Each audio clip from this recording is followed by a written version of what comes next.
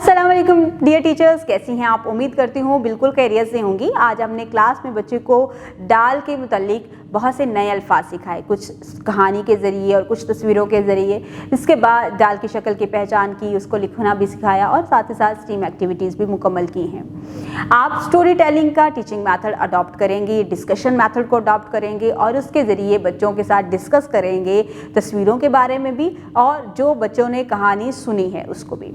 उसके बाद आप डाल की शक्ल की पहचान करवाएंगे। इब्तदाई नुक्ते से शुरू करते हुए आखिरी नुक्ते तक पहुंचाते हुए आपने बच्चों को डाल लिखना भी सिखाना है। स्टीम एक्टिविटीज़ में सब बच्चों को इन्वॉल्व करें, सब बच्चों को अलग अलग एक्टिविटीज़ भी करवा सकते हैं और सब बच्चों को ग्रुप में एक एक्टिविटी भी करवाई जा सकती है। इस तरह से क्या होगा कि बच्चे अपनी जिम्मेदारी को समझेंगे और उनके अंदर सेंस डेवलप होगी कि हमने अपनी रिस्पॉन्सिबिलिटीज़ को कैसे पूरा करना है। इसके बाद क्लास वर्क दें बच्चों को और क्लास वर्क में बच्चों को खुद ऑब्ज़र्व करें कि वो क्लास वर्क को कैसे मुकम्मल कर रहे हैं। जब उनकी डायरी लिखें तो डायरी में क्लियर इंस्ट्रक्शंस दें ताकि वो जब घर जाएं तो घर जाके अपनी डायरी के ज़रिए अपने पेरेंट्स को मैसेज दे सकें कि उन्होंने आज का होमवर्क किस तरह से मुकम्मल करना है।